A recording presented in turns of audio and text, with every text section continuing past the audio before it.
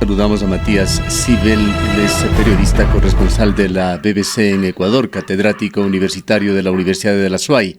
Matías, muy buenos días. Iniciamos esta tercera semana de aislamiento con un potencial candidato a la presidencia de la República saliendo a desmentir que está enfermo, contaminado por el COVID-19, y un secretario de Comunicación acusando de que hay actividad de troles centrados en México y Venezuela. Quisiéramos conocer tu opinión sobre la comunicación en general en cuanto a lo que está sucediendo en Ecuador, los medios de comunicación formales, las redes sociales.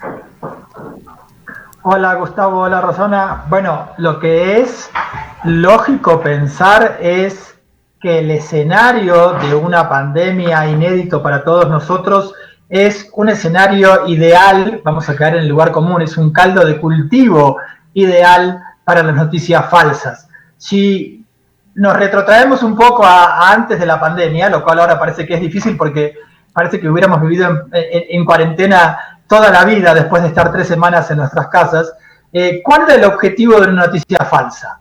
El objetivo de una noticia falsa no era simplemente difundir información no confirmada o deliberadamente incorrecta. Es básicamente generar algo con esa difusión. Siempre detrás de una noticia falsa hay una intencionalidad de aquel que la hace correr. Esa intencionalidad puede ser desde una intencionalidad inofensiva, como simplemente mirá qué divertido es este meme, a una intencionalidad clara que busca un interés, sea un rédito político o un rédito económico. Y para que la noticia falsa se transmita, en general apela a un estado emocional. Es decir, o si es solamente para entretener, apela a nuestro sentido del humor. Pero si es una noticia falsa que busca obtener un rédito político o económico, es mucho más activa si apela a una situación emocional. Llámese a un miedo, llámese a un temor, llámese a una pasión política, llámese a lo que sea. Y en este escenario de pandemia, las emociones están a flor de piel, los miedos están a flor de piel. Así que si antes una mentira en circunstancias normales corría mucho más rápido que una verdad, en este escenario de miedo y de incertidumbre, pues la mentira tiene todas las de ganar. Sí, Matías, quizás aquí valdría la pena el poder hacer más que un análisis, alguna recomendación. Nos llega a través de los grupos de WhatsApp una gran cantidad de información, audios, videos, textos, anuncios. Igualmente podemos leer una gran cantidad de información en Twitter, en Facebook, y eso a su vez lo compartimos. ¿Cuáles son las herramientas que tú podrías darle al común ciudadano para que antes de reproducir una información, al menos nos demos unos poquísimos instantes para poder verificar, para poder identificar de dónde viene, quién lo emite, si tiene autoría, si es oficial, si no es oficial, y hasta qué punto debemos o no compartir información y de qué tipo? A ver, yo creo que la recomendación básica, Rosana, y que uno diría, bueno, no hacen falta 6 años de carrera de comunicación para saberlo, pero uno tiene que decirlo, es sentido común. O sea, es la recomendación básica, y el sentido común no está muy común en estos días. Pero para empezar, la fuente, ¿de dónde viene esta información? Aún así, hay que tener cuidado, porque, por ejemplo, la gente que divulga noticias falsas, muchas veces la mayor efectividad de noticias falsas es que se parezca a una verdadera. Entonces, muchas veces la gente que hace, toma banners o toma fondos de organizaciones informativas como CNN, o incluso fondos de pantalla del Ministerio de Salud o del Ministerio de Gobierno, y pone sus textos ahí. O sea que incluso aunque la fuente nos parezca real, porque leemos, no sé, BBC de Londres o el Gobierno de Todos o Ministerio de Salud, igual tenemos que tener otro ojito más presente para ver si encima no nos han colado, además del texto, un fondo que es falso.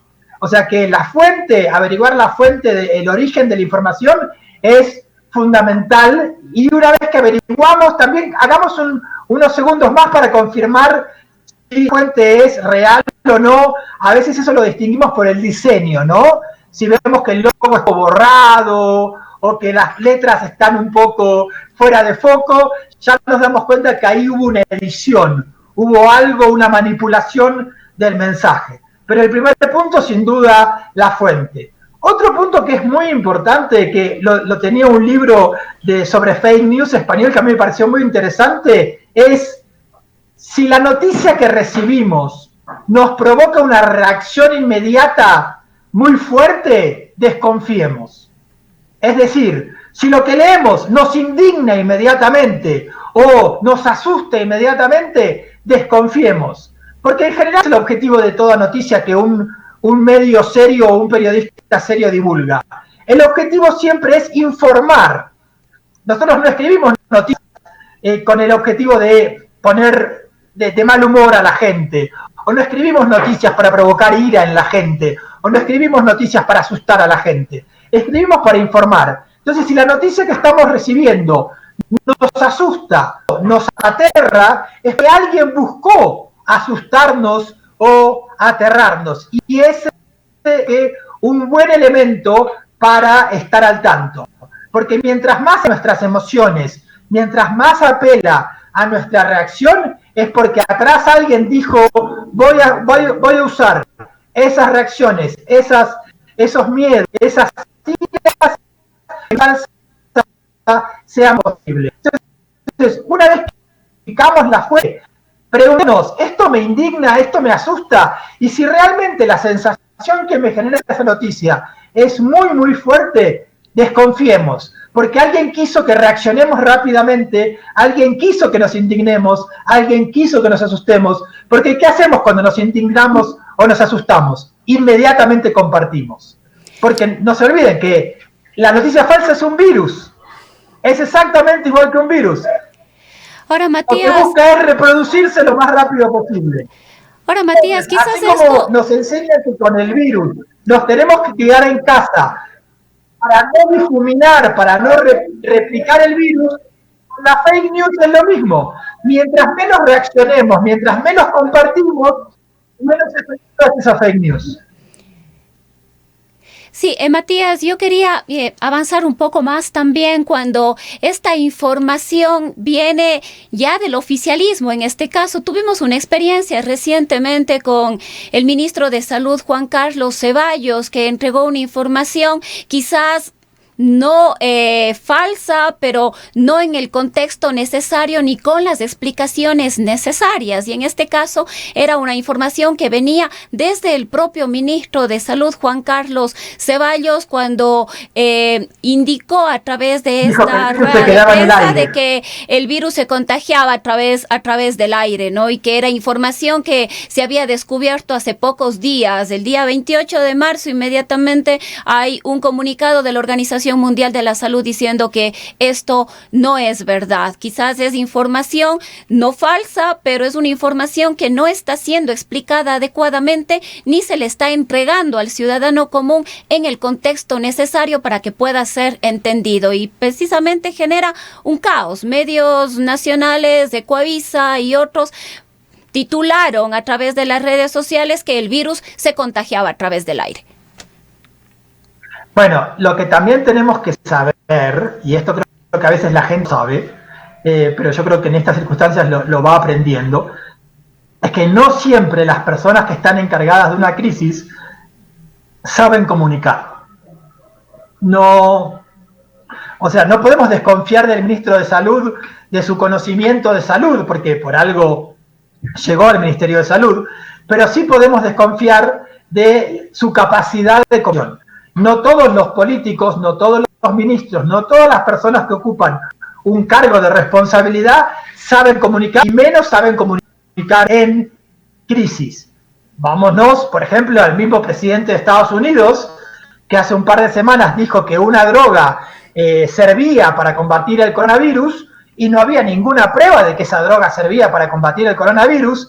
La droga se acabó en muchísimas farmacias, quitándole a la gente que realmente necesitaba esa droga la posibilidad de acceder a ella. O sea que todos los días, todo el tiempo, tenemos la demostración clara que los líderes políticos, los líderes o las personas que ocupan un puesto de liderazgo, no siempre saben comunicar. Incluso a veces los comunicadores no sabemos comunicar. Tenemos el caso de una periodista, ¿qué será? Una de las top 3 de este país, teniendo que salir a pedir disculpas después de sus palabras sobre lo que ocurría en Guayaquil. Así que también es cierto que, y es un buen punto el que marcas, Rosana, no toda la información que viene por canal oficial está bien comunicada. Y obviamente en estos periodos de incertidumbre y de temor, eso genera muchísima más preocupación. Yo lo que creo, lo que recomiendo en esos casos es que todos leamos las fuentes más confiables. Y cuando digo leamos, ¿por qué digo leamos? Porque creo que en este momento la palabra escrita puede ser más confiable que la palabra dicha. En las transmisiones en vivo, nos ha pasado a todos como periodistas, uno puede cometer un error, porque está en vivo, está hablando lo que llamamos al vivo nosotros sin red.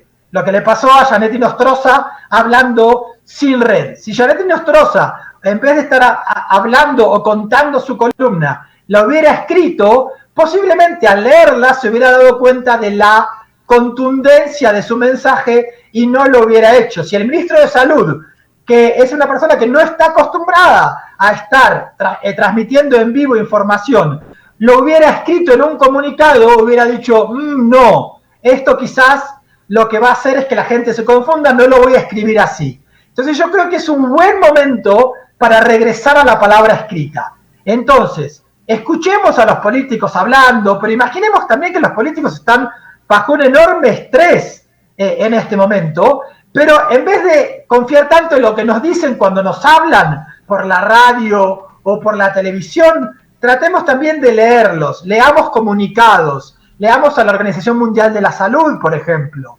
Leamos, me parece que leer en este caso nos puede dar una ventaja con respecto a la palabra que nos dicen los políticos comúnmente. Porque una sola frase, que es el virus pervive en el aire, puede provocar el temor y la reacción que provocó. Yo creo que si el ministro, estoy seguro que si el ministro hubiera tenido que escribir un comunicado sobre eso, no lo hubiera escrito así. Así que ese es otro punto que me parece a tener en cuenta. Quizás es una buena época para volver a lo escrito un poco más que lo hablado.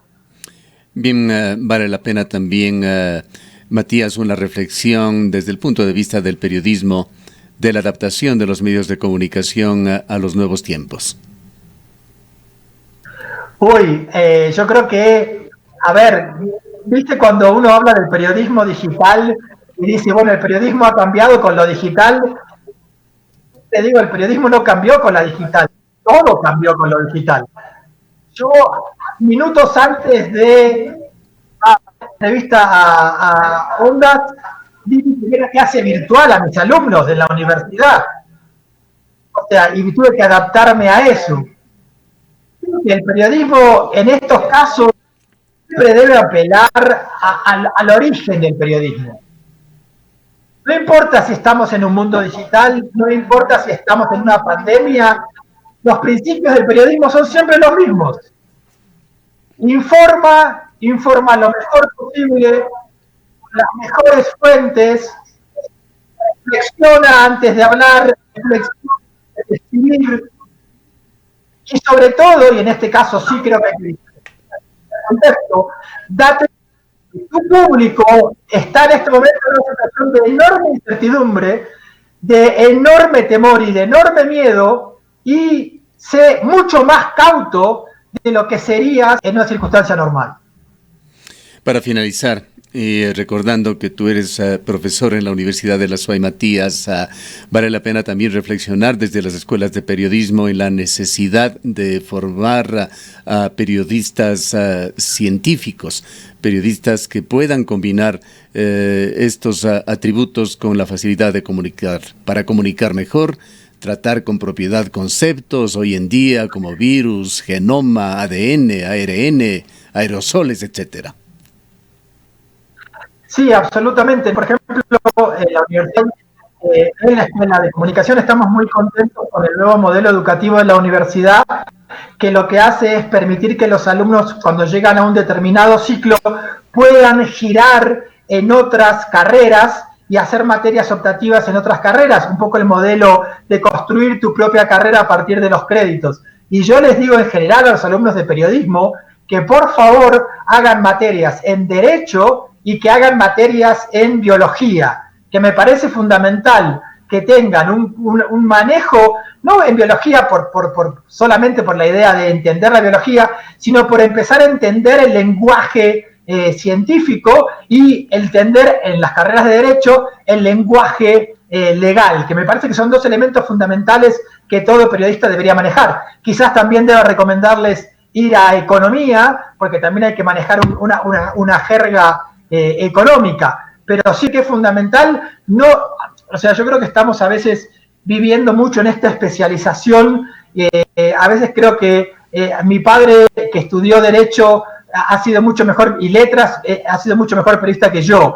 Creo que antes, cuando el periodista estudiaba un poco de todo, era mucho más hábil y capacitado para luego ir a informar un poco sobre todo. Pero sí, creo que hay que volver un poco a ese modelo en donde los alumnos, y en este caso el modelo educativo de la UDA lo permite así, giren por otras realidades y sobre todo por otros lenguajes, porque me parece que hay que hablar de otros lenguajes. No cabe duda que el lenguaje científico es otro lenguaje y hay que manejarlo con los requerimientos que ese lenguaje requiere.